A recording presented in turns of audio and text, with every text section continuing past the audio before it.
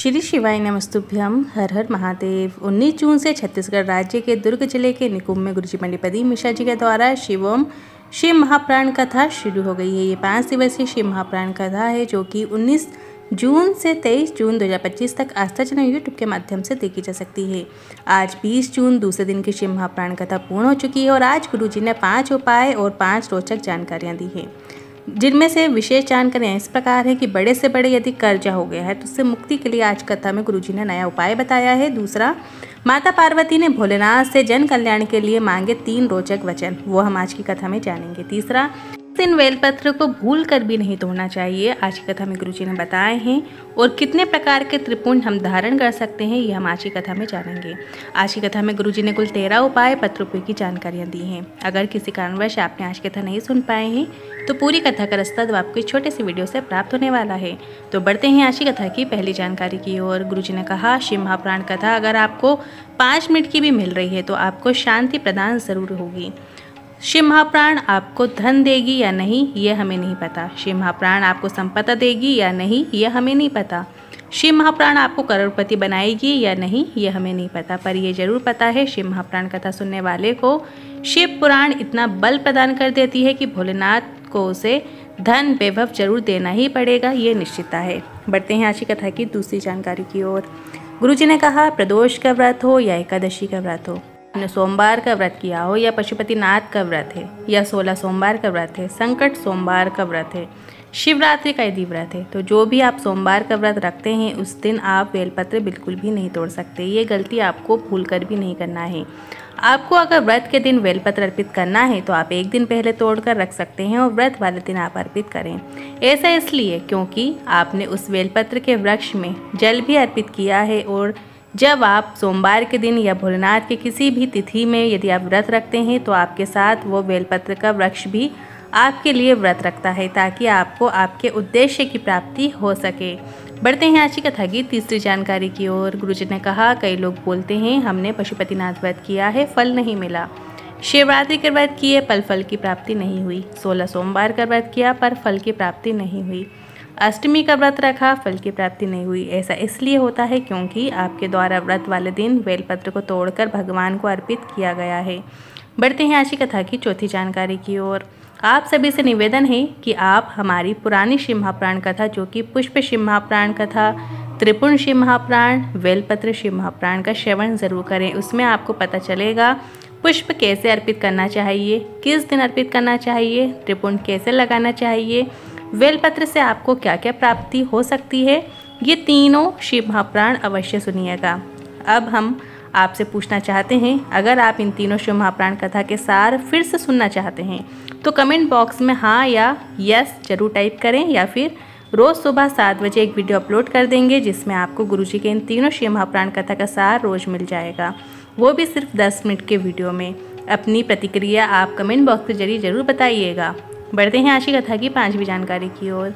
कितनी बड़ी बात लिखी है लिंग पुराण में लिखा है। गुरुजी ने कहा, 1.25 किलो सोने के सिंहासन पर मखमल का गद्दा बिछाकर शालिग्राम भगवान की शिला रखकर, आधा किलो सोने का छत्र लगाकर, 1.25 किलो हीरे और पन्नों का श्रृंगार करने के बाद दान करने का जो पुण्य होता है वो एक बेलपत्र को शिवलिंग पर अर्पित करने से हमें प्राप्त हो जाता है। बढ़ते हैं आज की कथा की 6वीं जानकारी की ओर। गुरुजी ने बताए कि 3 वचन भोलेनाथ ने माता पार्वती को दिए हैं, जिसमें से पहला, पार्वती जी ने कहा, जिस पति पत्नी में झगड़ा हो उनके बीच में प्रेम बढ़े। शिव जी ने कहा, हाँ, अगर पति पत्नी में झगड़ा भी होगा तो भी उनके बीच प्रेम बढ़ेगा। दूसरा वचन माता पार्वती को भोलेनाथ ने प्रदान किया है कि जो काशी में मरेगा उसे गुरु मंत्र तारण मंत्र तुम्हें देना पड़ेगा। और तीसरा, भूल से भी अगर कोई बेलपत्र का स्पर्श मात्र कर ले और आपको अर्पित कर दे या किसी को दान कर दे तो भी इस संसार सागर में जन्म ना ले और आपके धाम को प्राप्त हो। ये 3 वचन भोलेनाथ ने माता पार्वती को दिए हैं। बढ़ते हैं आज की कथा की 7वीं जानकारी की ओर। शंकर भगवान के माथे में जो त्रिपुंड है उसमें प्रत्येक रेखा में 9 देवी देवता हैं और 3 रेखाओं में 27 देवी देवता होते हैं। अगर आप किसी मंदिर या पुराण में जा रहे हैं और वहाँ कोई आपको त्रिपुंड लगा रहा है, तो ऐसा नहीं कि फूल से आपको माथा रंग दिया और हो गया, बल्कि आपको उनको कहना है आप तो 3 उंगलियों से त्रिपुंड बनाओ ताकि 27 देवी देवताओं का मुझे आशीर्वाद प्राप्त हो सके। बढ़ते हैं आज की कथा की 8वीं जानकारी की ओर। शिव जी के मंदिर जा रहे हो तो शंकर भगवान का जल भी आप अपने मस्तक में त्रिपुंड के भाव से लगा सकते हैं। मतलब शंकर भगवान की जो भस्म भी है, यदि आप त्रिपुंड के रूप में उसे भी लगा सकते हैं। कुछ भी नहीं कर सकते हैं तो आप भोलेनाथ के मंदिर में जाकर जब अपने मस्तक को भोलेनाथ के लिए मंदिर में ज़मीन में टिकाते हैं तो भी शिव भक्तों के चरणों की धूल का भी त्रिपुंड आपके मस्तक पे लग ही जाता है। बस आपको जो शंकर भगवान जी का जो जल होता है, जलाधार से जो जल आ रहा होता है, उसे भी आप अपने मस्तक पे त्रिपुंड के रूप में मतलब 3 रेखाओं से वो बना सकते हैं, या फिर शंकर भगवान की जो भस्म है उन पर चढ़ी हुई है वो भस्म भी आप अपनी उंगलियों पे लेकर, तीनों उंगलियों पे लेकर अपने मस्तक पे फेर सकते हैं। इस तरीके से आप त्रिपुंड धारण कर सकते हैं।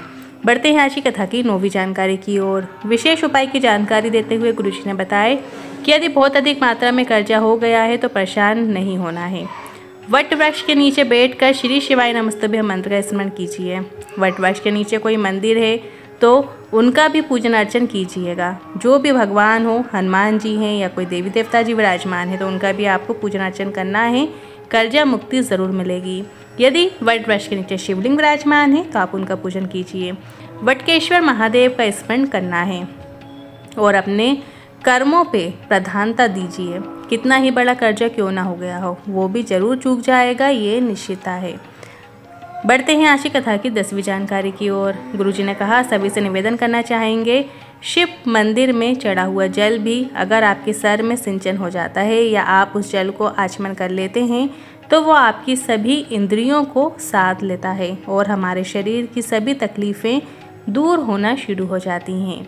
बढ़ते हैं आज की कथा की 11वीं जानकारी की ओर। शंकर के भक्त की निंदा करने वाले को, शंकर की शिव महापुराण की कथा जो होती है उसकी निंदा करने वाले को, शंकर की निंदा करने वाले को मानव देह छोड़ने से पहले निंदा का फल भुगतना ही पड़ता है, ये निश्चितता है। तो भूल कर भी शंकर की निंदा ना करें, ना ही शंकर के भक्त की निंदा करें और ना ही शंकर की शिव महापुराण की निंदा करें।